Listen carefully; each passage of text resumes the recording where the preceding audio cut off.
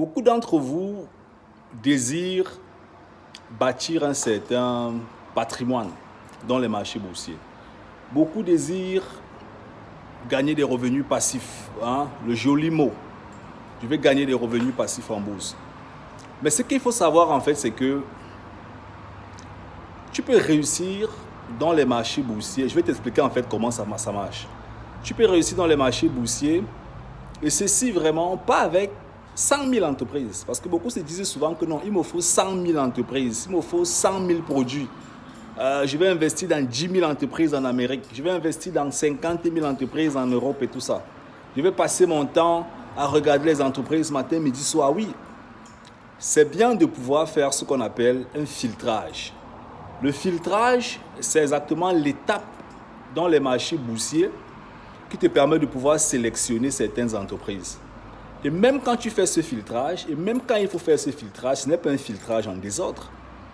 Ça ne veut pas dire que tu vas filtrer n'importe quelle entreprise parce que toutes les entreprises n'ont pas les mêmes critères sélectifs.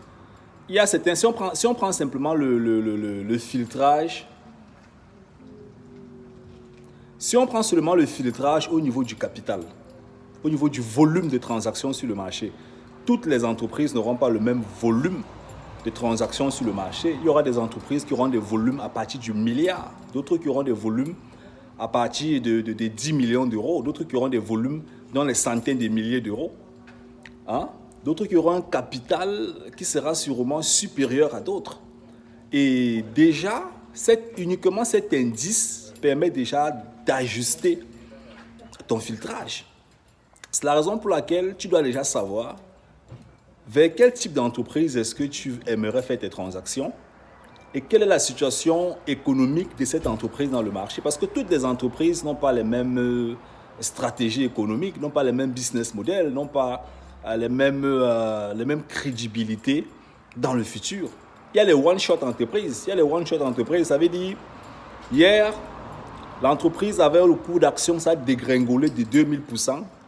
Et demain, ça redescend encore à, je ne sais pas moi, à 0, combien, et c'est encore parti peut-être pour 5 ans. Il y a des entreprises qui passent le temps à faire ça. Aujourd'hui, ça monte, ça dégringole, le lendemain, ça redescend, après, ça remonte, ça dégringole. Si tu prends tous tes capitaux, tu mets dans ce genre de produit, la probabilité que tu perdes beaucoup d'argent est vraiment élevée, ou bien que ton argent reste sur place sans bouger est élevé. Tu dois avoir des critères sélectifs. Tu peux te focaliser sur 10 entreprises. 10 entreprises dans des secteurs technologiques ou bien dans des secteurs qui t'intéressent. Ça peut être l'automobile, ça peut être le secteur pharmaceutique, ça peut être le IT, ça peut être le software, ça peut être, je ne sais pas moi, les paiements en ligne. Il y a tellement de marchés. Les marchés émergents, les routes. Il y a beaucoup de marchés en bourse en fait. Tu vois un peu. Tu te focalises sur 10 entreprises ou sur 10 produits. Ça peut être les fonds, les ETF. Tu as ta stratégie. Et avec ta stratégie, tu décides que les prochains 5 ans, 10 ans, ça c'est d'abord mes 10 entreprises. En cours de route, je peux voir si je peux ajouter ou retirer certaines. Mais ça c'est d'abord ceux sur lesquels est-ce que je vais me baser. Et ce ne seront pas des entreprises qui du jour au lendemain viennent d'être cotées en bourse et tout. Tu vas prendre une stratégie extrêmement offensive. Il y a ce qu'on appelle les valeurs standards. Les valeurs standards sont des entreprises qui existent depuis... Nous, on n'était même pas encore nés. Ils existaient déjà. Les entreprises qui ont prouvé sur le marché que non, leur business model fonctionne. Ce sont des valeurs standards, des valeurs sûres. Des entreprises qui peuvent te payer des dividendes chaque année. Des valeurs standards. Quand tu as comme ça là, quelques valeurs standards dans ton portefeuille, assez bien équilibrées, tu es calme, tu sais déjà que non, au niveau des dividendes, tu peux te faire des dividendes. Au niveau de la progression en termes de pourcentage chaque année, tu peux aussi te faire une progression en termes de pourcentage chaque année. Tout ce qui te manque en fait, c'est quoi?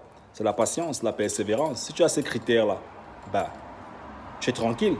Tu gagnes en même temps tes revenus passifs. Et même les revenus passifs dont on parle, ce n'est pas toujours passif. Les revenus passifs, vraiment à 100%, ça n'existe pas. Ça n'existe pas. Le revenu passif veut dire que tu dors, tu n'as jamais rien fait. L'argent te trouve sur le lit. Ça n'existe dans aucun domaine.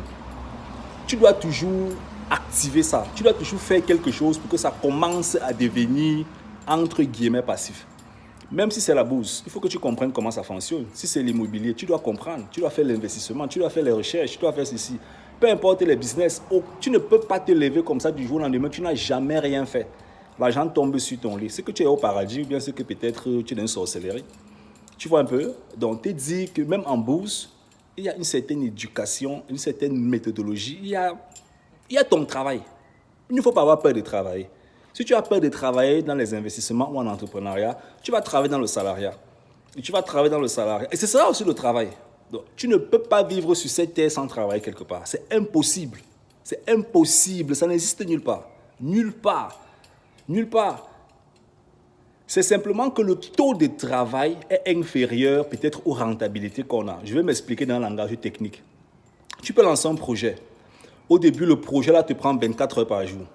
Voilà, tu mets le turbo, tu bosses. Le projet te prend 24 heures par jour. Ou bien 17 heures par jour. Tu bosses. Après, à un moment donné, tu automatises le projet. Le projet commence à te prendre peut-être maintenant 14 heures par jour. Après, peut-être seulement 8 heures par jour. Après, peut-être 2 heures par jour. Mais il y aura toujours une proportion de travail que tu vas faire dans le projet là. Il y aura toujours. Il ne faut pas qu'on te raconte des histoires. Il y a toujours un truc que tu vas faire. Même si c'est contrôler quelque chose, soit, même si ce sera parler de ce projet, ce sera un travail. Donc, il y aura toujours une proportion dans le projet que tu vas faire. Tu peux avoir un projet qui te donne peut-être 10 000 euros par mois, ou bien 20 000 euros par mois, ou bien, je ne sais pas moi combien, 100 000 euros, 10 milliards d'euros par mois, ou bien 1 000 euros par mois, peu importe. Mais le travail que tu mets est mesurable et un peu inférieur. Ça veut dire que peut-être tu vas travailler 4 heures par semaine pour gagner 10 000 euros par mois. Ce sera toujours le travail. Mais le taux d'argent que ça va te donner sera simplement considérable. Et c'est ce qu'il faut noter en fait dans n'importe quel domaine. Même en bourse, c'est comme ça que ça fonctionne. Il y a un travail que tu vas faire. Si tu ne comprends pas comment les marchés boursiers fonctionnent, qui va venir investir pour toi? C'est toi qui dois comprendre comment ça fonctionne. Tu dois t'éduquer, faire tes recherches, ainsi de suite. Une fois que tu as fait tout ça et que tu as maintenant commencé à investir, là, ça peut commencer à passer en mode automatique. Mais le travail d'avant, là, qui fait ça pour toi? Personne d'autre, personne. C'est toi, tu dois faire ça en fait. À moins que tu décides en fait de déléguer des institutions qui vont faire ça pour toi. Ça va te coûter, voilà, peut-être un peu plus cher. Bon, j'espère que la vidéo t'a plu. Là, je dois filer. Tu me dis ce que tu en penses. Ciao, ciao.